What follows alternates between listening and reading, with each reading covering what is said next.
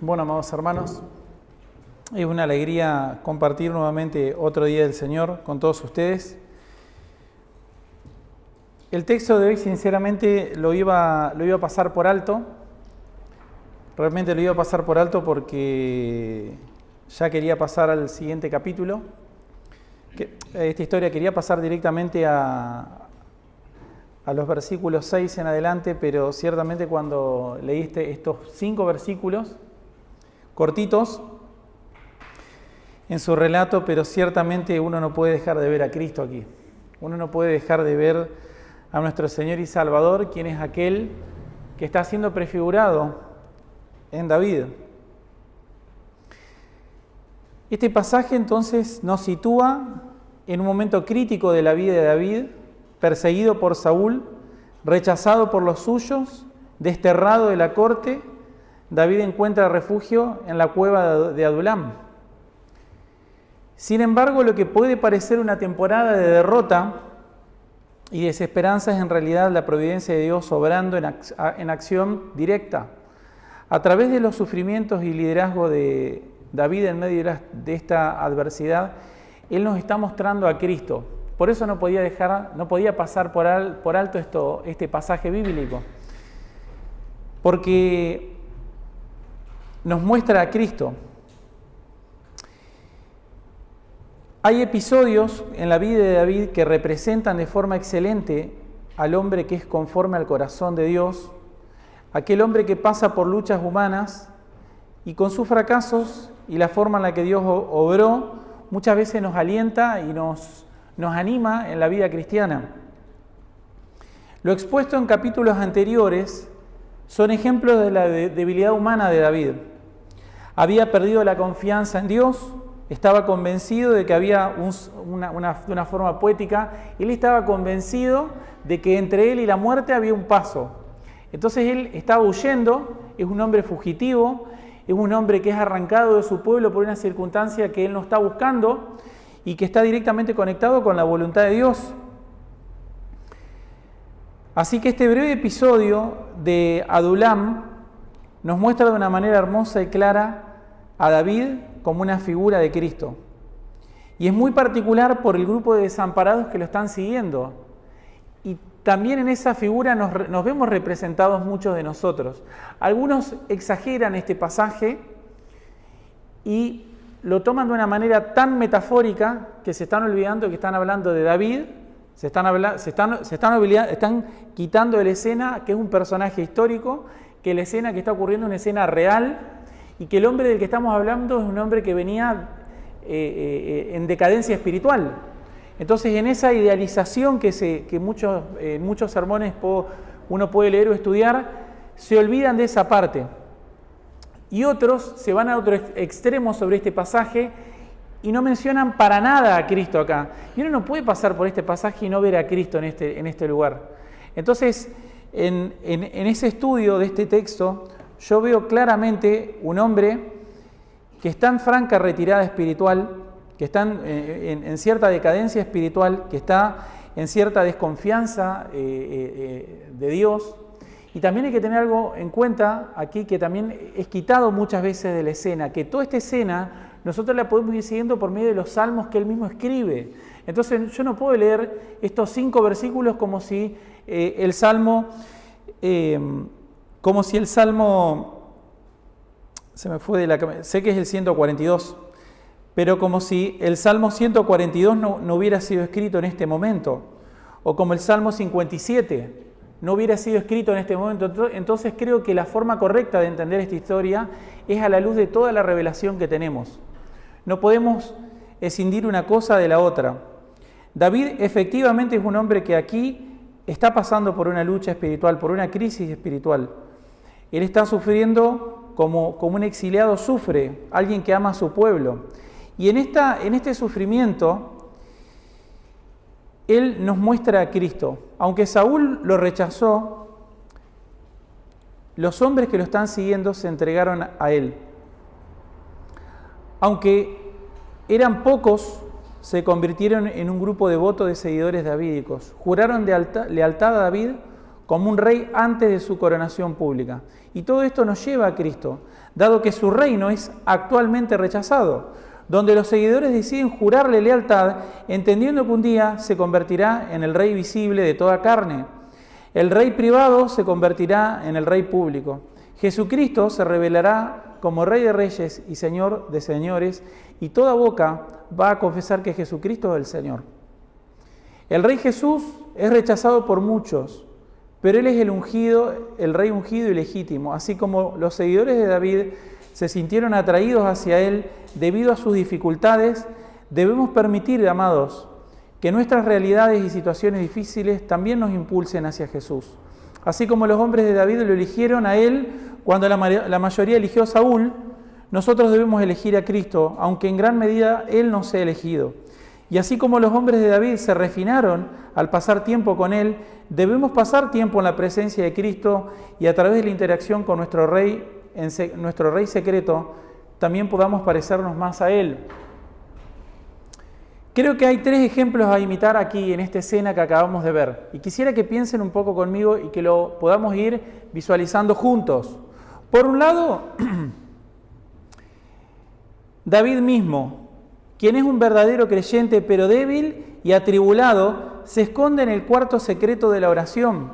Cuando uno mira el Salmo 57 o el Salmo 142, te podés dar cuenta que David estaba orando. Que tal vez debiera haber orado antes de tomar muchas decisiones, pero en el momento de la aflicción él estaba orando. Y amados, esto es una gran misericordia y merced de Dios para con David, y también lo es para con ustedes.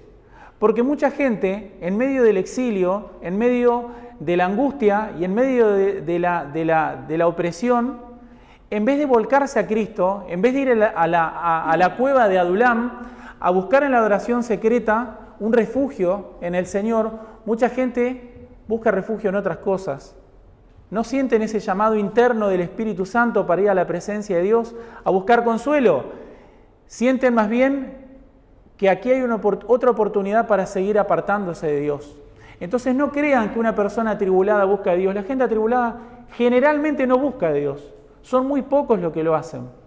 El reino de los cielos exige demandas muy altas y las personas cuando se topan con eso se dan cuenta de que no pueden venir a la cueva de Adulam y seguir como estaban antes. ¿Se entiende? Cuando uno viene a la cueva de Adulam a encontrarse con el Señor, vos estás en una situación desesperada y no lo haces para seguir en la misma situación. Si fuiste ahí, es porque fuiste guiado solo por el Espíritu Santo, porque la mayoría no va ahí en la desesperación.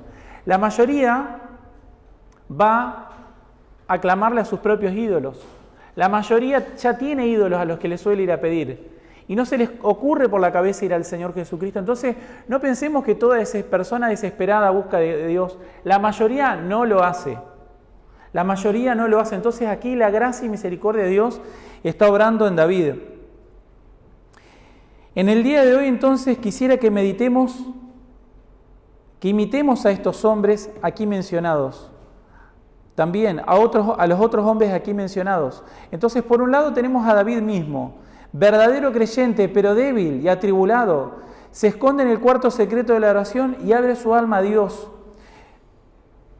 Él está comprometido con la causa, pero su propia alma y su carácter carnal no le dan tregua en una situación tan desesperada. Se junta la crisis externa con una crisis interna. Y todo eso hace que él esté absolutamente desesperado. Cuando uno puede leer, me adelanto un poco, pero lo voy a leer. El Salmo 57 dice: al músico principal sobre no destruyas. Mictam de David. Salmo 57:1. Cuando huyó de delante de Saúl a la cueva. Ten misericordia de mí, oh Dios, ten misericordia de mí, porque en ti ha confiado mi alma. Y en la sombra de tus alas me ampararé hasta que pasen los quebrantos. Clamaré al Dios Altísimo, al Dios que me favorece. Él me enviará desde los cielos y me salvará de la infamia del que me acosa. Dios enviará su misericordia y su verdad. Mi vida está entre leones. Estoy acechado entre hijos de hombres que vomitan llamas. Sus dientes son lanzas y saetas y su lengua espada aguda. Él está desesperado y él está atemorizado por esta situación. Entonces él va a la cueva de Adulam, atribulado, a buscar consuelo del Señor. Él va a buscar un refugio. Él va a refugiarse. Spurgeon dice: las cuevas han escuchado las mejores oraciones. Algunos pájaros cantan mejor en las jaulas. He oído que algunos miembros del pueblo de Dios brillan más en la oscuridad. Hay muchos herederos del cielo que nunca oran tan bien como cuando la necesidad los impulsa a orar. Algunos cantarán en voz alta en sus lechos de enfermedad, cuyas voces apenas se oían cuando estaban bien. Y algunos cantarán alabanzas a Dios en el fuego, quienes no lo lavaron cuando debían antes de la prueba. En el horno de la aflicción, los santos a menudo se ven en su mejor momento. Si alguno de ustedes esta noche se encuentra en una posición oscura y sombría, si sus almas están abatidas, que este sea un momento especial para una comunión e intercesión particularmente prevaleciente, y que la oración de la cueva sea la mejor de sus oraciones.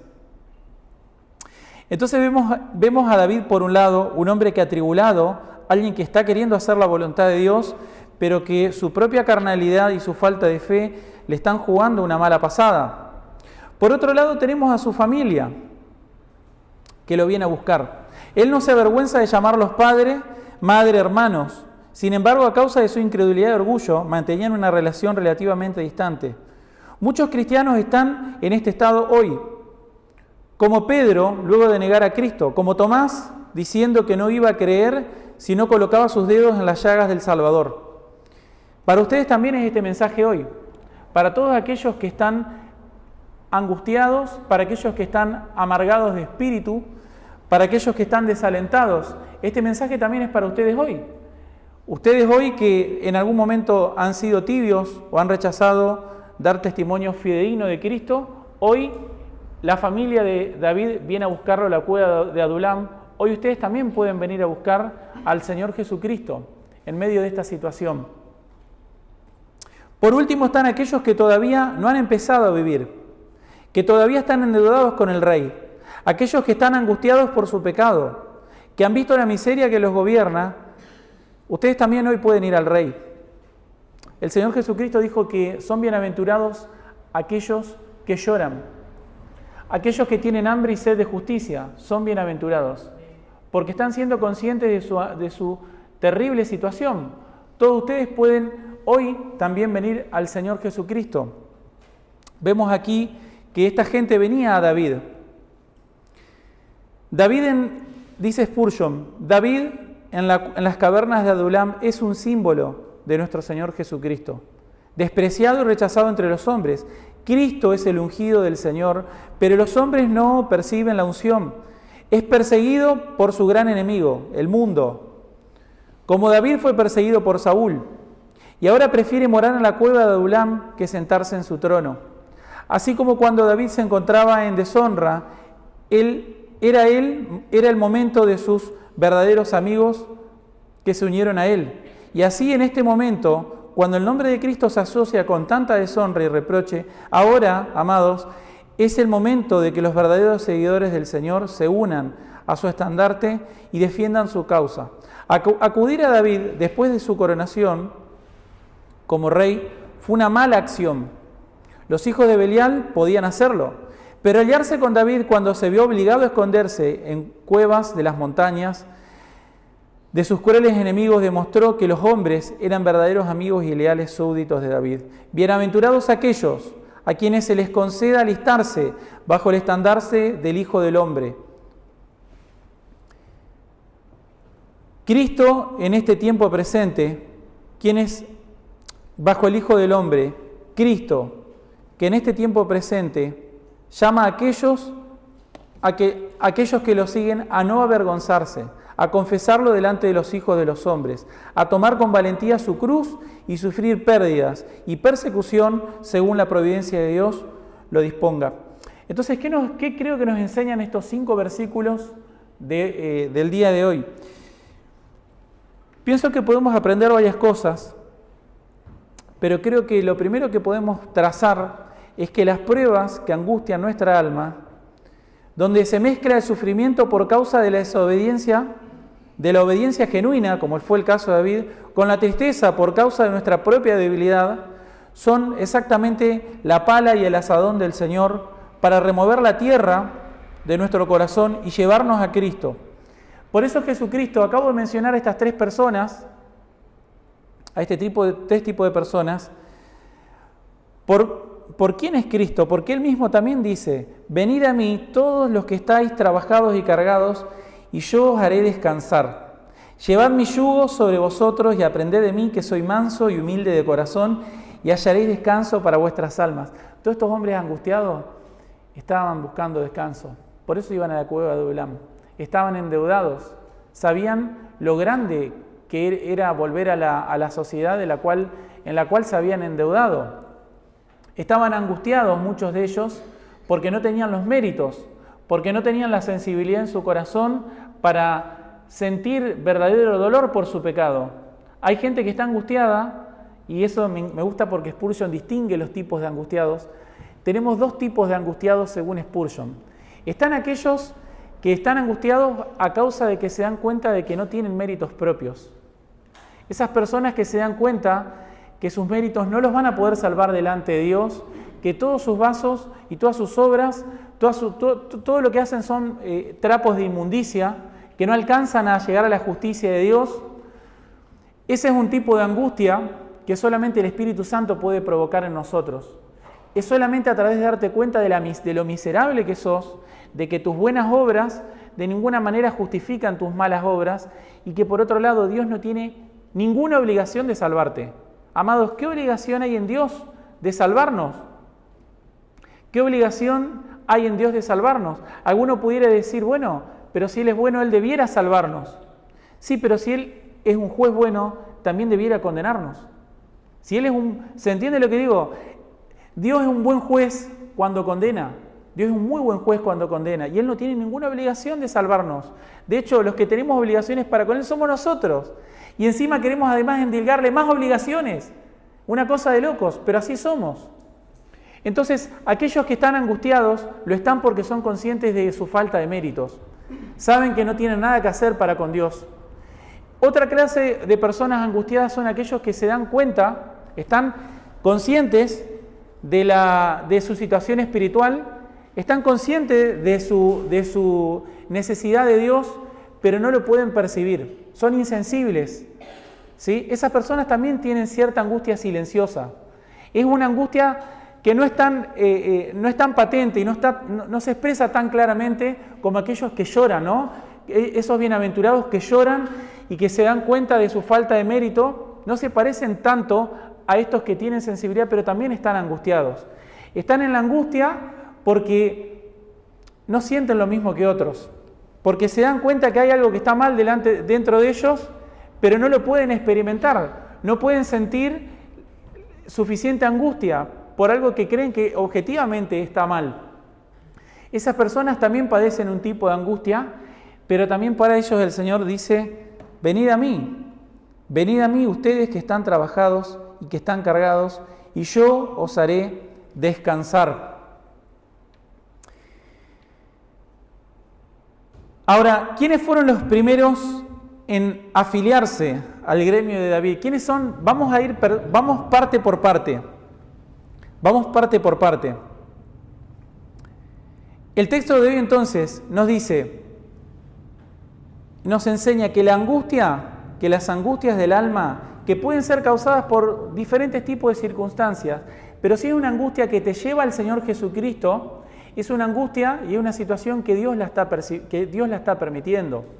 La angustia, en realidad, ¿qué es la angustia? Es la reacción frente a la interpretación que haces de una situación dada. ¿Se entiende lo que digo? Es decir, hay gente que frente a determinada situación deberían angustiarse, les debería doler el corazón y no les duele. Uno se siente angustiado por una lectura que está haciendo de la situación. Y esa lectura que está haciendo de esa situación lo angustia tanto que lo lleva a Cristo. Y eso solo puede ser obra del Espíritu Santo. Entonces, amados, hay que darle gloria a Dios de que podamos angustiarnos, entonces, por cosas que revelan la santidad y la justicia de Dios. Ese tipo de angustia solo es producida por el Espíritu Santo. Es parte de la obra del Espíritu Santo que nos guía a toda verdad. Porque mucha gente por las mismas situaciones por las que nosotros nos angustiamos, ellos se regocijan, ellos bailan, ellos cantan, ellos se alegran.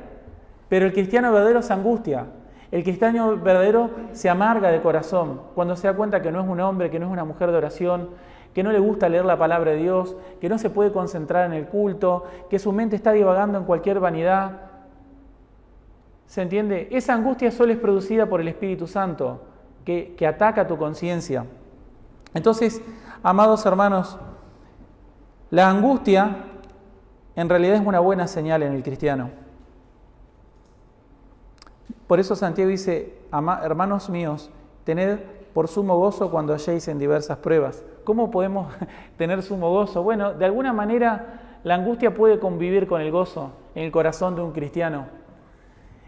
La angustia puede convivir de alguna manera en el corazón del cristiano junto con el gozo de la salvación, porque cuando la santificación falla, ahí están todas las promesas de salvación que nos anclan y que son un ancla para nuestra alma, para no decir no soy cristiano, me voy al mundo porque realmente nunca conocí al Señor.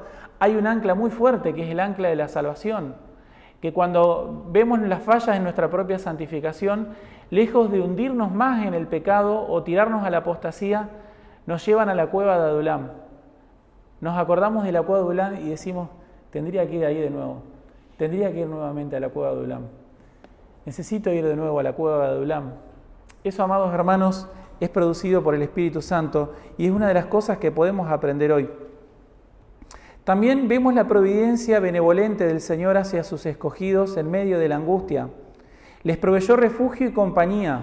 Eso es un reflejo de la ayuda de Dios hacia nosotros en medio de estas situaciones. Su gracia y su favor no se apartan de nosotros. No es bueno que el hombre esté solo, por eso Dios en su providencia toma forma humana. Él nos envía hermanos, personas que aún en nuestra desventura también necesitan consuelo. Por eso también lo traen para nosotros. Entonces Dios en su providencia, amados hermanos, y en su benevolencia usa a otros hombres que también están necesitados para traernos consuelo. Ellos también están desgarrados igual que nosotros, pero también pueden ayudarnos a nosotros en nuestra angustia. Pueden darnos consuelo y es maravilloso, amados, pensar que siempre Dios anima a sus siervos por medio de otros siervos. Él anima a sus hijos por medio de otros hijos. Desde que Él dijo, no es bueno que el hombre esté solo, Él jamás permitió que ninguno de sus hijos esté solo. Él nunca permitió que ninguno de sus hijos esté solo, porque aun cuando estamos solos, el Señor dice que Él estaría con nosotros todos los días, hasta el fin del mundo. Así que ninguno de nosotros está solo, aunque no esté rodeado de personas. Y ninguno de nosotros está realmente acompañado, aunque estemos rodeados de personas. Todo depende de quiénes son. Todo depende del mensaje que tengan para nosotros. Y aún si no estamos rodeados de ninguna persona, Él dijo que Él estaría con nosotros todos los días hasta el fin del mundo. Tercera enseñanza. Todos estos hombres, a partir del reconocimiento de sus situaciones particulares y desde diferentes lugares, todos fueron a Cristo. Y esto es la tercera conclusión o la tercera enseñanza. Amados, debemos ir a Cristo. Amados, debemos ir a David como esos desventurados, angustiados, endeudados iban a David. Nosotros también debemos ir a David. Nosotros también debemos ir a Cristo. Y si nuestra situación no es tal y es más parecida a la de David, si sos un cristiano que está comprometido por las promesas de Dios, pero tu propia carnalidad, tu falta de disciplina, tu falta de fe te está haciendo caer, entonces hacé lo mismo que David. Él también fue a la cueva de Adulam. Él fue a buscar al verdadero David a la cueva de Adulam. Él fue a buscar al verdadero David a la cueva de Adulam. Ahora vamos a ver nuestro pasaje y vamos a ir viendo cómo se va moviendo el texto. El primer texto tenemos, la primera parte, tenemos desde los versículos 1 al 2, tenemos de Gat a Adulam. ¿Está? El rey David estaba delante de Aquís, el rey de Gat, o Aquís, el rey de Gat. Y nuestro versículo 1 dice, yéndose luego de allí, ¿de dónde? De Gat, de Gat en tierra filistea. Huyó a la cueva de Adulam. Esta cueva es una cueva que algunos identifican que podría llegar a estar en Judá, en los montes occidentales de Judá, aproximadamente unos 30 kilómetros al suroeste de Jerusalén, es decir, para el lado del mar, para el lado del mar Mediterráneo, ¿sí? Para que, si tienen el mapa en su cabeza. Entonces en esta cueva David va a escribir, como dije anteriormente, 2 salmos, el Salmo 57, el Salmo 57 y el Salmo 142. En el Salmo 142, recuerden esto, David nos muestra a aquel creyente que está comprometido con la causa, que él quiere prevalecer a través de las promesas que Dios le ha dado, pero que al mismo tiempo está en huida. Y no es cualquier tipo de huida, es una huida mezclada con cierta incredulidad y con cierta carnalidad. Él es un creyente que está teniendo dificultades en su santificación, pero que tiene firmes todas las promesas de Dios. Entonces él va a la cueva a buscar refugio, y él dice en el Salmo 142, del 6 al 7, no voy a leer todo el Salmo, pero en el versículo 6 y 7 dice: escucha mi clamor, porque estoy muy afligido, líbrame de los que me persiguen, porque son más fuertes que yo. Saca mi alma de la cárcel para que alabe tu nombre. Me rodearán los justos, porque tú me serás propicio. David es un hombre que está derramando su alma delante del Señor, que él no tiene problemas en expresar cómo se siente. Él en este momento siente que esos hombres son más fuertes que él, que quienes lo persiguen. No se parece tanto a ese joven intrépido asesino de gigantes, sino que ahora parece más bien un hombre fugitivo y débil. En esta cueva, luego de esta oración, él recibe la primera provisión por parte de Dios. Vemos la segunda parte del versículo 1. Yéndose luego David de allí, huyó a la cueva de Adulam. Y cuando sus hermanos y toda la casa de su padre lo supieron, vinieron allí a él. Entonces David recibe consuelo por parte de Dios, pero también va a recibir consuelo por parte de su familia. Y acá podemos pensar también en su familia. Ellos antes lo habían menospreciado, su padre lo ocultó y lo dejó hasta el final. Si las promesas de Dios, yo pensaba esto, si las promesas de Dios no fueran tan fuertes, si las promesas de Dios no fueran tan firmes, entonces ahora estaríamos hablando, en vez de David, podríamos estar hablando de Abinadab o de Sama, de cualquiera de esos. Pero las promesas de Dios son tan firmes, son tan fuertes, son tan fieles, que no hay voluntad de hombre que pueda torcerlas de ninguna manera. ¿Se entiende? Es decir, la voluntad de Dios era tan fuerte que hasta incluso su padre, aunque lo ocultara en el fondo del mar, él hubiera sido ungido por Samuel. No había absolutamente nada que hacer con eso. Entonces, la familia de David también viene a la cueva de Adulam. No solo va él a la cueva de Adulam a buscar consuelo y buscar de la presencia del Señor, a buscar refugio espiritual. También su familia hace lo mismo. Cuando ellos se enteran que él estaba ahí, vinieron allí a él. ¿Cómo hicieron para venir? Y bueno, porque estamos hablando de que David, ¿dónde vivía? ¿O de dónde era la casa de David? Era de Belén de Judá.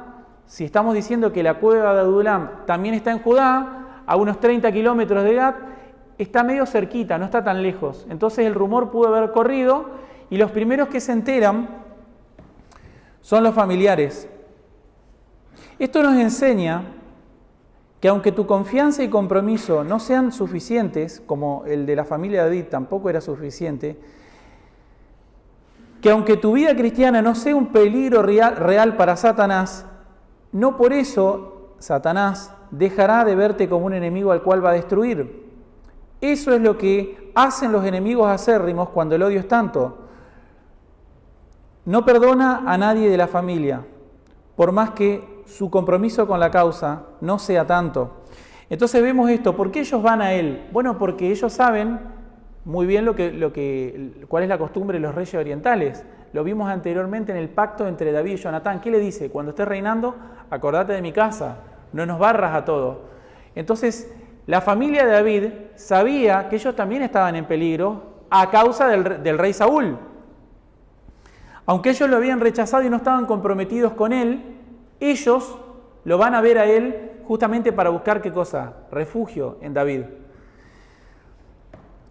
Dice Spurgeon, entre los miembros de las tropas de David, los más destacados eran sus hermanos y toda la casa de su padre. Así también, amados en Cristo, nosotros, llamados por la gracia divina, somos considerados por él como sus hermanos y toda la casa de su padre. Mirando a sus discípulos cuando estuvo aquí abajo, nuestro bendito Maestro dijo, he aquí mi madre y mis hermanos, porque todo aquel que hace la voluntad de Dios, ese es mi hermano, mi hermana y mi madre. Es tal su condescendencia que no se avergüenza de llamarnos hermanos. Ahora, si venimos a Cristo, entonces, en calidad de hermanos de Él, pero sabiendo que no lo hemos considerado, sabiendo que no nos hemos comprometido con su causa, no podemos venir con una lealtad dividida. No podemos venir con el mismo orgullo con el que lo rechazamos en nuestra mente. No podemos venir a Él, a la cueva de Adulam, con la misma tibieza en el corazón, con la cual lo hemos negado tantas veces. No venimos a Adulam a hacer profesiones vacías. Spurgeon dice, todos los que le hemos entregado nuestro corazón, confiamos en Él y lo amamos. Somos real y verdaderamente sus hermanos y de la casa de su Padre. Su Padre es nuestro Padre, su alegría es nuestra alegría, su cielo será nuestro cielo pronto. Ahora bien, ¿qué les diré, mis hermanos y hermanas en Jesucristo? Sino esto, procuremos confesar con valentía nuestro parentesco con David, nuestro parentesco con nuestro Señor. Nunca nos avergoncemos de defender la causa de Cristo. Hay diferentes maneras de comportarnos como cobardes. Procuremos entonces evitarlas todas. Entonces, aquellos que venimos a la cueva de Adulam como parientes de Cristo, como creyentes, pero con cierto orgullo en nuestra mente, con cierta tibieza en nuestro corazón, con cierta deferencia por el mundo, tenemos que venir a Él con la intención firme de que esto cambie, de que esto deje de ser así, con la intención firme de que toda esa conducta cambie en nosotros. Nadie viene a Adulam para seguir de la misma manera. Nadie viene a Cristo para continuar haciendo lo mismo que hacía antes. Luego vemos en el versículo 2, recuerden, estamos en la primera parte, nuestros primeros dos versículos de Gat a Adulam. Vemos quiénes son los que vienen a Él. En primer lugar, vienen los que estaban afligidos y se juntaron con Él todos los afligidos. Esa palabra afligidos puede significar oprimidos o perseguidos por ciertas circunstancias. Los primeros que acudieron a David, dice Spurgeon, estaban angustiados, estaban en apuros, como decimos, habían gastado sus bienes, estaban en bancarrota, con sus recursos y sus esperanzas agotadas, por lo que acudieron a David. Y Él los va a distinguir en dos tipos de personas. Están aquellos que no tienen mérito propio. Es ese sentimiento muy acertado, pues no tienes ninguno, dice Spurgeon. Nunca lo tuviste y nunca lo tendrás. En un momento creíste ser tan bueno como los demás, o quizá incluso mejor. Es vano ese pensamiento y es el que te ha desventurado. También Él distingue sobre aquellos que carecen de sensibilidad. Hay otro grupo de angustiados aquí. Además de carecer de méritos, también están los que carecen de sensibilidad. No siento mi necesidad como debería, dice uno. No percibo mi pecado y mi peligro como quisiera, dice otro. Oh, amados, Jesucristo vino a resucitar a los muertos. Vino a dar sensibilidad a los insensibles y descuidados, a convertir corazones de piedra en carne. Creo que quienes creen no sentir su necesidad son quienes realmente más lo sienten. No hay mayor necesidad que cuando uno siente que no siente y cree no comprender la profundidad de su propia necesidad, pues entonces es evidentemente consciente de su verdadera condición. Entonces, esos son los dos tipos de angustiados que vinieron a David en la cueva de Adulam. Aquellos que estaban conscientes de su falta de méritos y aquellos que son conscientes de que realmente no entienden toda su maldad, de que realmente no entienden cuán mal están. Solamente una persona movida por el Espíritu Santo puede, en esa situación, sentirse angustiado y venir a Cristo. También estaban los endeudados. Son aquellos que cargados con obligaciones que no pueden pagar. Spurgeon también dice que estas personas mencionadas, al acercarse a David, eran aquellos que estaban endeudados. Con gusto les pediría a los endeudados que vinieran a Jesús. El hombre endeudado dice: tengo que pagar mi deuda. He pecado y Dios ha dicho que el pecador morirá. Sin embargo, no puedo permitirme perder mi vida. ¿Cómo puedo atreverme a morir? No tengo esperanza, ni confianza, ni seguridad para cruzar las puertas de hierro de la muerte. Y luego, después de la muerte, viene el terror del juicio para mi alma, ya que he quebrantado la ley de Dios. Y la ley me condena y exige mi destierro de su presencia y mi destrucción final. ¿Qué debo hacer? No puedo pagar mi deuda. La idea de ser encarcelado para siempre me aterra. Aquellas personas que dicen esto, que se ven de esta manera, también son movidas por el Espíritu Santo y deben dar gracias a Dios. Muchas personas caminan por este mundo sin darse cuenta de cuál es la gran deuda que tienen. Muchos cristianos caminan en tibieza espiritual porque se olvidan de la gran deuda que Dios les ha perdonado. Y por eso también se atreven a ser inflexibles y a no ser misericordiosos con otros, porque se han olvidado de la gran carga que Cristo ha quitado de sus hombros. Esto es tan fuerte, amados hermanos, que el Señor mismo dio una parábola para explicar esto. Esto es una obra que solamente el Espíritu Santo puede hacerla a nosotros, recordarnos cuál es la gran deuda que hemos tenido y que tenemos para con Dios. El tercer grupo de personas que vienen a David en la cueva de Adulam son aquellos que están en amargura de espíritu. Estas personas que están en amargura de espíritu son aquellas personas que están frustradas con su situación. Es un tercer grupo que podríamos llamar aquellas personas que están descontentas. Las personas descontentas también pueden venir a Cristo. Aquellas personas que son cristianos, pero que no pueden contentarse en el Señor. Aquellas personas que están desconformes con su vida, en realidad lo mejor que pueden hacer es venir a la cueva de Adulam a buscar al Señor Jesucristo. Dice Spurgeon: otro grupo que acudió a David fueron los descontentos. Así son, y no tenemos que ir lejos para encontrarlos. Allí hay uno, a quien quisiera hablar ahora, pero hace poco eras un joven feliz. Podías participar en todo tipo de juergas, y poco te importaba el pecado. Tan plenamente disfrutabas de todas ellas. Ahora no puedes hacerlo. Las personas que se dan cuenta de que la vida sin Cristo es una vida que no tiene ningún tipo de sentido, no son personas que están especialmente angustiadas.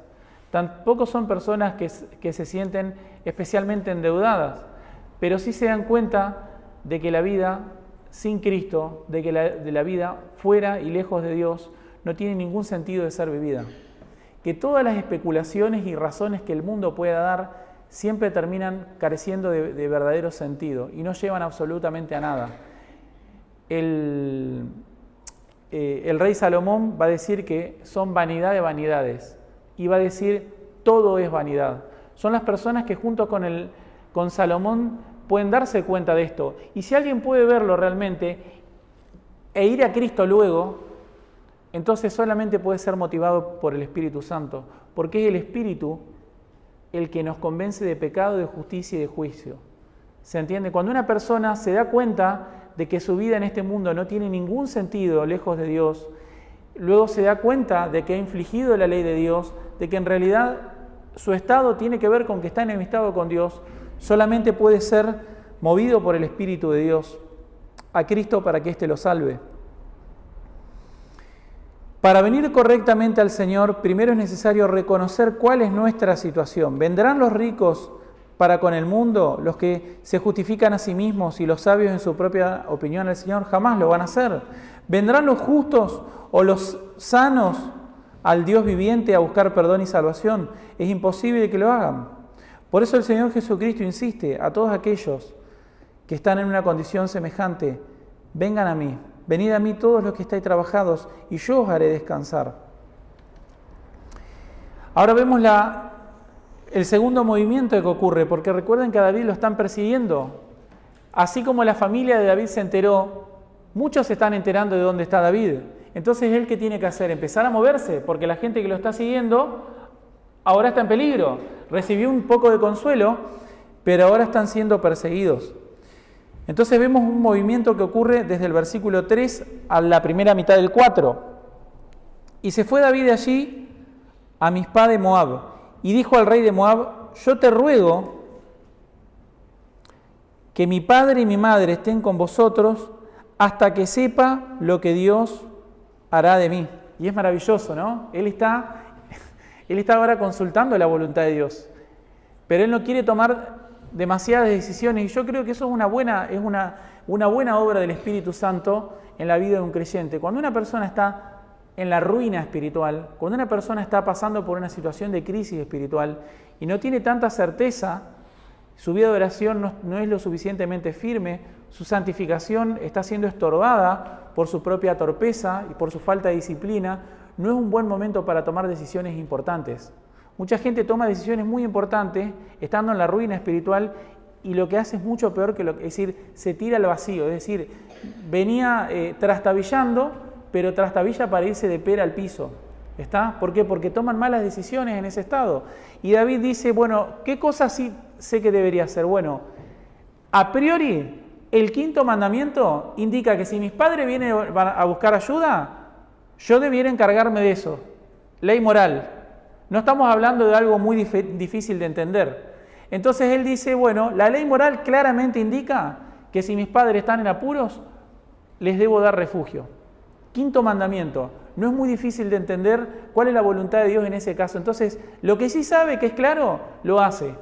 Y hasta que sepa qué es lo que tiene que hacer, cuál es la voluntad de Dios específica, entonces dice, bueno, esto yo sé que lo tengo que hacer. Y se va al rey de Moab. Dijo al rey de Moab: yo te ruego que mi padre y mi madre estén con vosotros hasta que sepa lo que Dios hará de mí. Los trajo, versículo 4, pues a la presencia del rey de Moab, y habitaron con él, es decir, con el rey de Moab, todo el tiempo que David estuvo en el lugar fuerte. Pero quedémonos con la primera parte, habitaron con el rey de Moab. Ahora, el rey de Moab, ¿por qué se va a Moab? Bueno, porque Moab, recuerden que él había ido antes a los filisteos, y ahora se va a Moab, otro pueblo aparentemente enemigo. Pero en realidad él tiene buenas razones para ir a Moab. Si ustedes recuerdan la historia de David, y si hacemos un poco de historia, nos vamos a encontrar que en realidad David tiene un poco de moabita corriendo por su sangre. ¿Por qué? Porque su abuela, a ver, sería, no me acuerdo del parente, no puedo, bueno, creo que es su abuela o su tía abuela, no me acuerdo si eso es así, era Ruth la moabita, entonces evidentemente él tiene algo de parentesco que reclamar en Moab. Y recuerdan que Moab, el pueblo de Moab surge entre la relación incestuosa entre Lot y su hija mayor. De ahí salen los moabitas. Ruth era moabita, y aparentemente él, un poco porque él es un poco moabita y un poco porque en ese momento no hay ningún problema con los moabitas, se va al rey de Moab y le pide que proteja a sus padres. Y dice: y habitaron con él, con el rey de Moab, todo el tiempo que David estuvo en el lugar fuerte. ¿Esto qué nos está indicando? Bueno, que también acá David está haciendo otro movimiento. Él se está yendo de Moab a una fortaleza, lugar fuerte, fortaleza, en su idioma original, se traduce como Masada. No sé si recuerda, le suena ese nombre. Es una fortaleza, es un lugar básicamente con cierta formación geológica, que es una fortaleza natural. Entonces él puede irse a la fortaleza no sé si será la misma fortaleza de Masada que luego se hizo construir el rey Herodes, aunque tal vez pudiera ser, pero él deja a sus padres en Moab y se va a una fortaleza. y se refugia ahí. Entonces, amados, vemos qué cosa, que Dios está siendo condescendiente con David. Ya él no llega y se encuentra con una celada en la cual se ve mintiendo. Él no llega y se encuentra con una situación en la que de pronto hay algo inesperado. La voluntad de Dios se hace presente en sus palabras y dice, bueno, esto yo sé que tengo que hacerlo hasta que sepa específicamente a dónde tengo que ir. Otra cosa que él también tenía claro, que él tenía que resguardar a aquellos que habían venido a pedirle protección. Por lo tanto, era obvio que él no se podía quedar con su familia. Entonces lleva a sus padres a un lugar neutral y luego se va a ocultarse a una fortaleza. Y el rey de Moab tuvo buena predisposición para con él y protegió a sus padres. Luego vemos de Moab de Moab a la fortaleza de la fortaleza nuevamente a los bosques de Judá. Dice, pero el profeta Gad dijo a David, no te estés en este lugar fuerte, y anda y vete a tierra de Judá. Y David se fue y vino al bosque de Aret. Entonces, evidentemente, ¿qué pasó? Bueno, David encontró refugio y se quiso quedar ahí. Se dio cuenta que lo habían dejado de seguir, que no lo estaban persiguiendo, que ese refugio había realmente funcionado como refugio. Y dijo, bueno, qué lindo, ya estoy fuera de peligro, me voy a quedar tranquilito y que nadie me persiga. Y cuando está tranquilo, cuando está contento y feliz porque ya nadie lo está persiguiendo, aparece un profeta del Señor y le dice, ¿la estás pasando bien? Sí, la estoy pasando bien. ¿Estás tranquilo? ¿Estás más tranquilo? ¿Te pudiste tranquilizar un poco? Sí, ya estoy más tranquilo. Bueno, ¿sabes qué? Tenés que volver a los bosques de Judá. Tenés que ir de nuevo a sentir el fuego de la persecución. ¿Tuviste un poco de alivio en este lugar? Muy bien. Bueno, ahora tenés que volver a los bosques de Judá. Entonces vemos que la guía, él no está buscando esta guía. Él dice, bueno, hasta que sepa cuál es la voluntad de Dios. Y la voluntad de Dios viene. Y le dice, recibe un poco cierto consuelo, cierta tranquilidad, porque sabe ahora que sus padres están tranquilos, que nadie persigue a los padres. Él tiene un tiempo para tranquilizarse un poco, para bajar sus emociones, y luego aparece el profeta del Señor y le dice, bueno, tenés que volver a la prueba, tenés que volver a la batalla, tenés que volver a la lucha. Ahora, amados hermanos,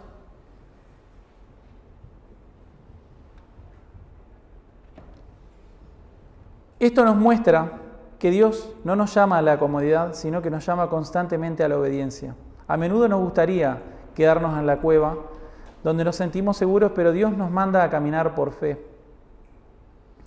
Entonces, aquellos que han ido a la cueva de Adulam para encontrarse con David, aquellos que van a la cueva de Adulam a buscar consuelo, refugio del Señor, y la reciben, no solamente reciben consuelo, refugio, también reciben dirección y guía del Señor.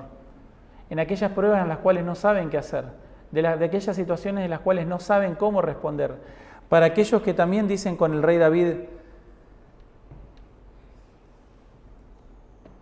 hasta que sepa lo que Dios hará de mí, no voy a hacer otra cosa. Bueno, aquellas personas que van a la cueva de Adulam reciben esa guía, reciben esa dirección de parte del Señor. Este pasaje nos enseña que la cueva de Adulam no fue el final para David, sino una etapa en el plan de Dios.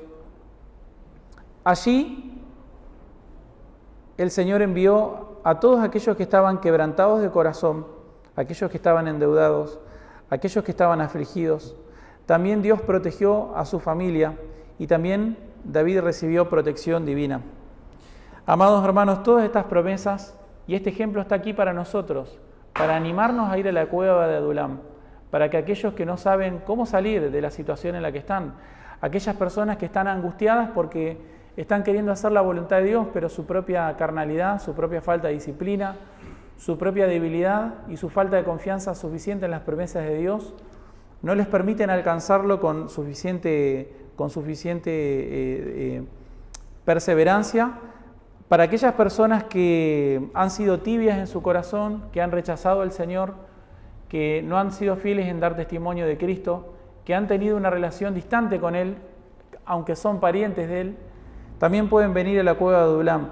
Y aquellos que que estaban lejos de Dios, que estaban en bancarrota, aquellos que estaban endeudados y angustiados, sepan que el Espíritu Santo los ha guiado a la cueva de Adulam. Tienen que tomar entonces la misma determinación que estos hombres han tomado. Tienen que hacer lo mismo, no tienen que quedarse con la angustia en el lugar en el que están, sino que tienen que ir a la presencia del Señor a buscar su consuelo.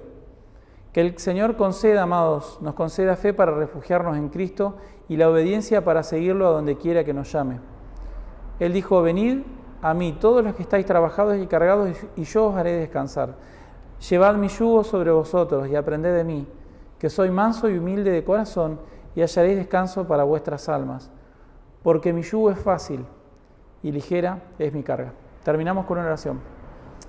Padre nuestro que estás en los cielos, te damos gracias, oh Dios, porque todos pueden venir a tu Hijo, porque en tu Hijo hay consuelo y abundante agua para todos los sedientos. Aquellos que siendo creyentes verdaderos luchan con su propia debilidad, con su propia falta. Aquellos que también siendo creyentes verdaderos han sido distantes hacia ti, han sido tibios y orgullosos y soberbios en su corazón y no han reconocido su necesidad hasta ahora.